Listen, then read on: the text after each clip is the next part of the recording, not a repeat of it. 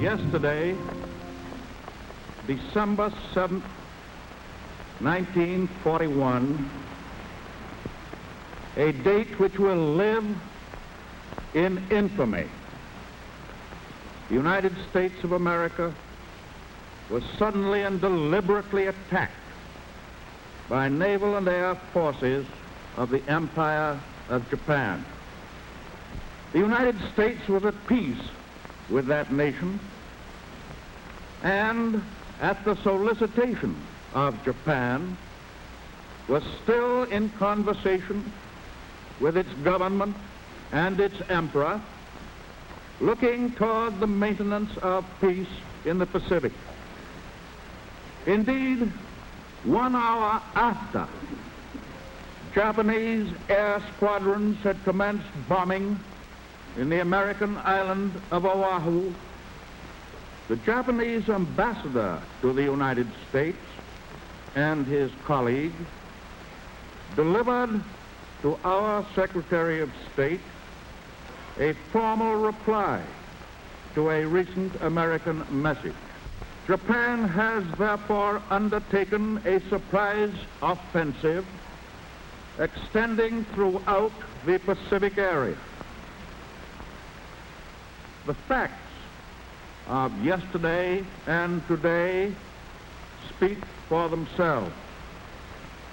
With confidence in our armed forces, with the unbounding determination of our people, we will gain the inevitable triumph, so help us God.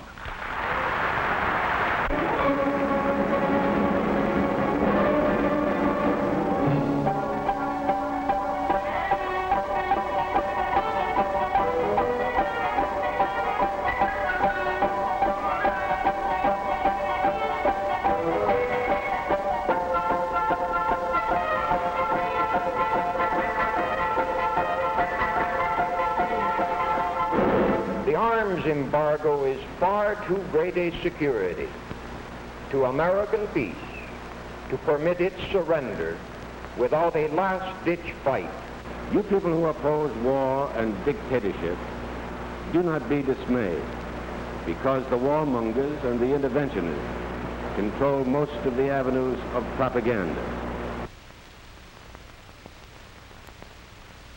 At this critical moment in the world's history, when the democracies of Europe are facing the test of life or death, all Americans are of one mind. We want to assist the democracies in every way we can with materials and supplies. England is the last and only barrier between the United States and total war. Our aid must not come too late. Therefore, we must give President Roosevelt power to set in motion an industrial blitzkrieg that will make it possible for England to blast Hitlerism from the face of the earth. It was fully and freely debated. Men were stamped interventionists and isolationists, and the debate grew bitter. Into this free debate trooped the agents of the aggressors, for they too were permitted to speak in our democracy. They wore Hitler's uniforms, but they wrapped themselves in the American flag. They preached the doctrine of racial and class hatred, for Hitler had said America could be conquered from within and fall as an overripe plum to the Nazi master race.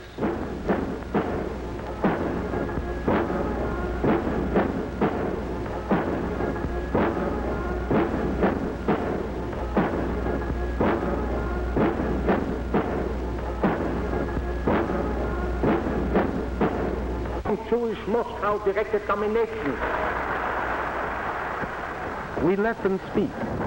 When occasionally a lone outraged dissenter wanted to air his opposition, we provided police to preserve order. This was Madison Square Garden in New York City, and not Berlin nor Nuremberg. Later, this speaker was arrested. It was because he had filched money from his deluded followers, and he was sent to Sing Sing to brood upon the strange ways of democracy. America was at war.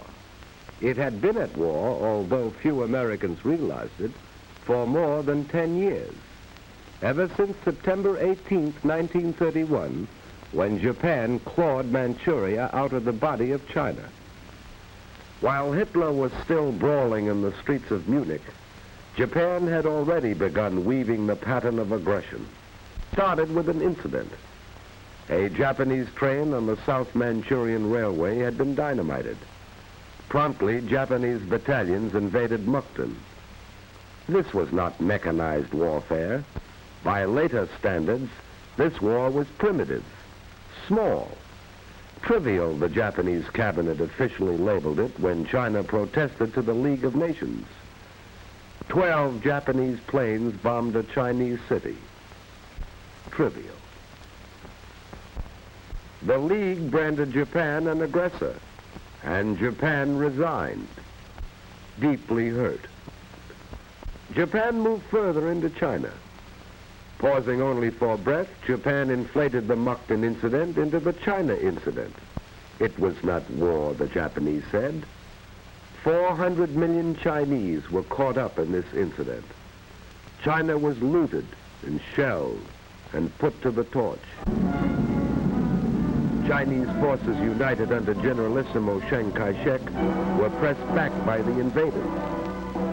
China moved her armies and her meager war industries far into the interior. The Chinese fought on not so much with weapons as with space and time.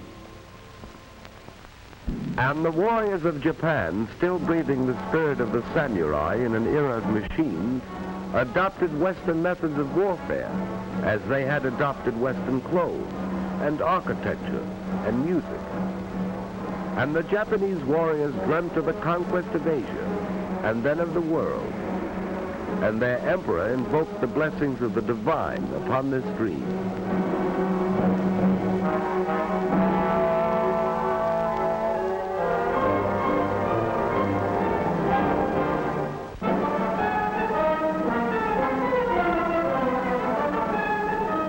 Italy too had dreams of empire. So Italy too created an incident in Ethiopia. Having achieved unity within by virtue of the club, castor oil, and the concentration camp, Mussolini was ready. 2 years after it had begun, the war was over. Italy had joined Japan in the partnership of aggression.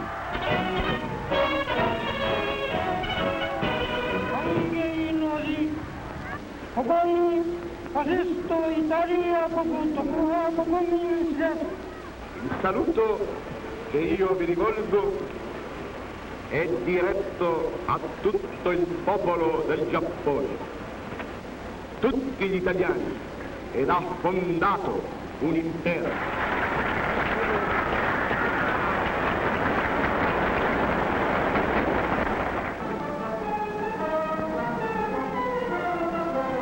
On March 13, 1938, Hitler marched into Austria.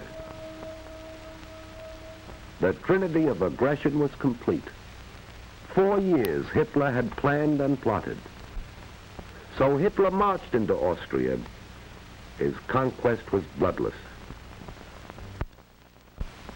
It was not entirely bloodless. German and Italian forces had been fighting in Spain. General Franco had revolted against the Republican government. He invited and received German and Italian aid. The duly elected government received some Russian aid. The democracies evolved a formula of non-intervention. The dictators brushed this aside. Here was opportunity for a dress rehearsal for full-scale war, an excellent chance to test new weapons and tactics. The Spaniards were the guinea pigs, men, women, and children. It was a long war, ended finally by hunger.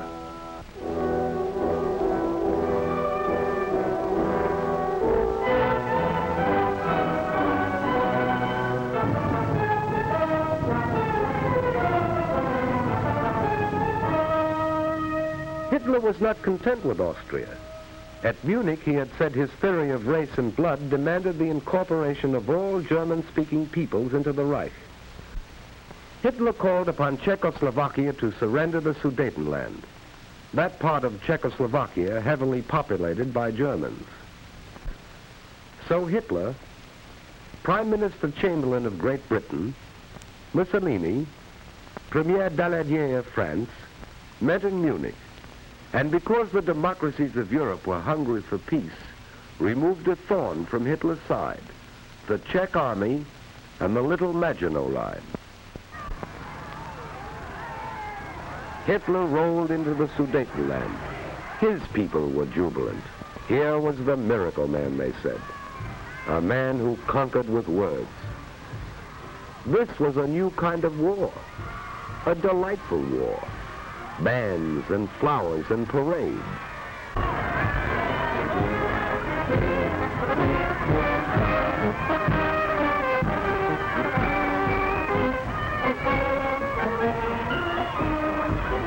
Hitler told his people he was content. He wanted no more territory. He guaranteed the integrity of the mutilated Czechoslovak Republic. Thereupon he paused to rest, and then marched into Prague. The Republic was destroyed. The democracies had lost a valuable ally. On April 14, 1939, President Roosevelt appealed to Hitler and Mussolini for a 10-year guarantee of peace, and Hitler mocked as he called the roll of his future victims. Litauen, Estland, Norwegen, Sweden, Dänemark, Niederlande, Belgien, Großbritannien, Irland, Frankreich, Portugal, Spanien, die Schweiz, Liechtenstein, Luxemburg, Polen, Ungarn, Rumänien, Jugoslawien. The Reichstag roared. Hitler had signed a treaty of friendship with Poland. He had given Poland a slice of Czech territory, and now it was Poland's turn to ascend the sacrificial altar. Hitler didn't declare war. On September 1st, 1939, he struck without warning, which is the way of the aggressor. You will soon see Hitler's own photographic record of the Blitz in Poland. The formula is simple enough. First, choose your victim, an army still living in the past. Few planes, fewer tanks, outmoded guns and outmoded tactics. Choose an army relying upon courage rather than machines.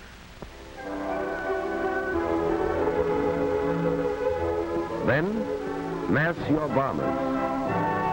Load with your biggest bomb.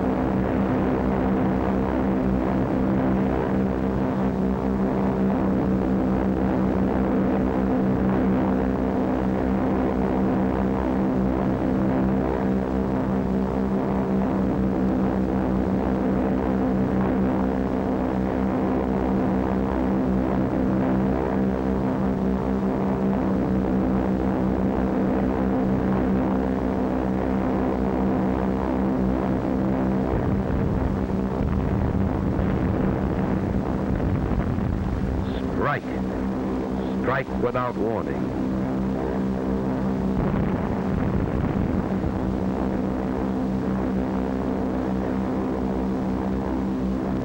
Destroy his inadequate air force on the ground. Blast those who escape out of the air.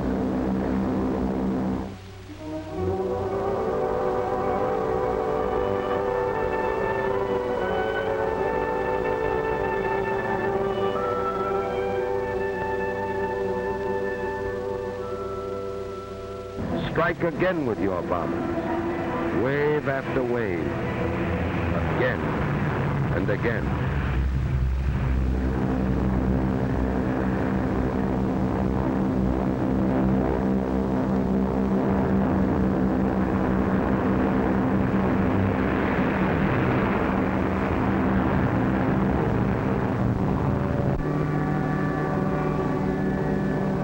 Strike at the railroad, for then the victim cannot mobilize. It cannot move men and supplies. Its armies are isolated.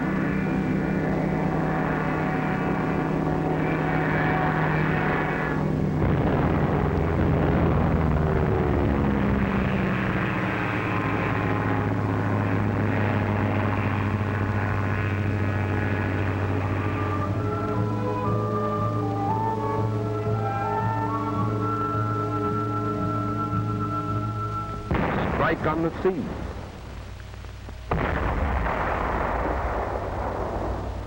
Strike on land, with tanks against horses, giant guns against sabers and rifles. Choose your time carefully, making sure the weather favors your machine. Strike at his cities, so that civilians will take to the roads, hampering the armies, so that women and children will be killed in the streets or in hastily contrived shelters.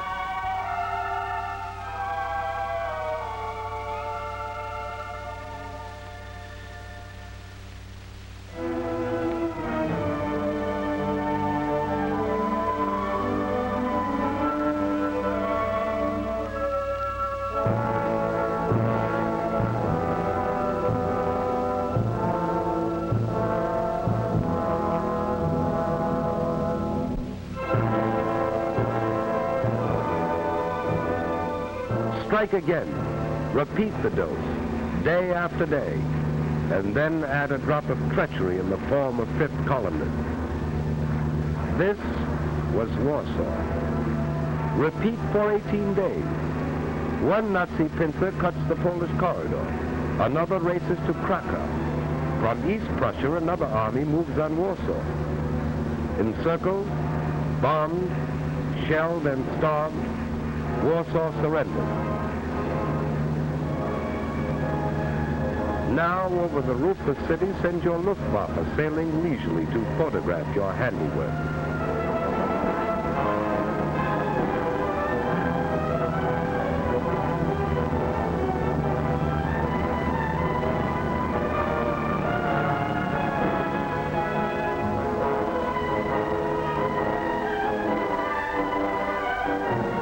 And on the ground, let the master race assemble the first of its slave populations, a stunned and shocked and hungry people whose sufferings do not end with the armistice, nor their resistance.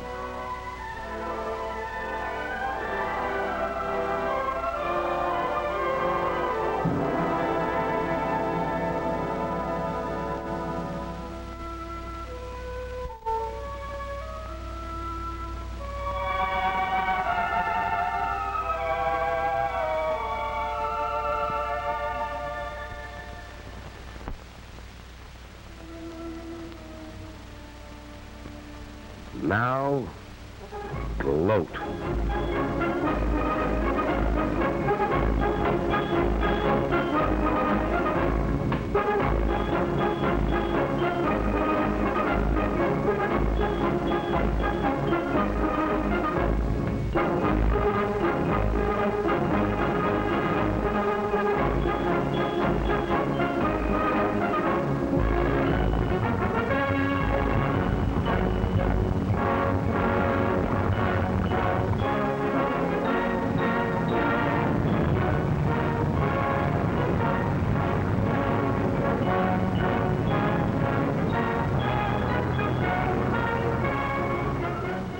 France was waiting behind its Maginot Line, that vast underground fortress deemed impregnable by its military experts.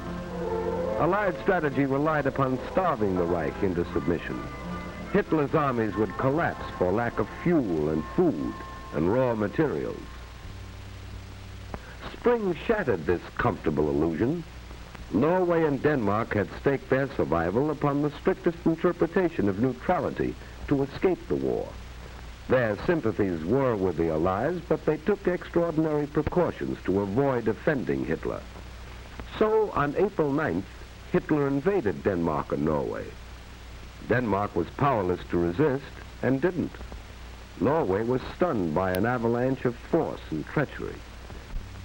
Fifth columnists, led by Major Quisling, a Norwegian traitor, spread panic and confusion. On May 9th, Hitler invaded Holland and Belgium. This pictorial record you are watching was made by Nazi cameramen at the order of Dr. Goebbels, the German propaganda minister. He showed this Wagnerian symphony of devastation to neutral nations in Europe and South America to frighten them into surrender. You will observe that here in Holland, for example, not one German soldier is killed or wounded or even suffers a fractured ankle in an avalanche of destruction. Using tanks, dive bombers,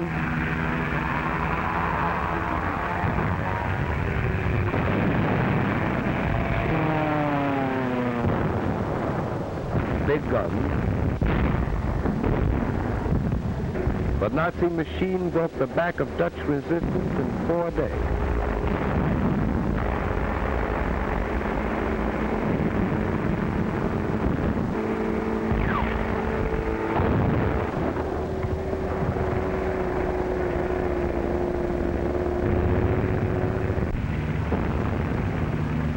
This was Rotterdam, bombed after the Dutch forces had surrendered. The Nazis said there had been a mistake. The news had not reached the Luftwaffe in time.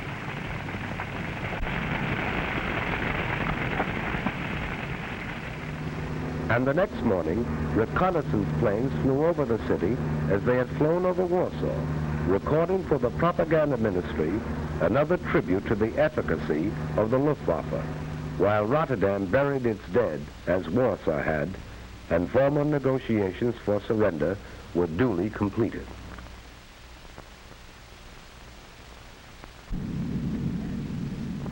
It took 18 days more to engulf the Belgians and drive the Anglo-French army into the sea.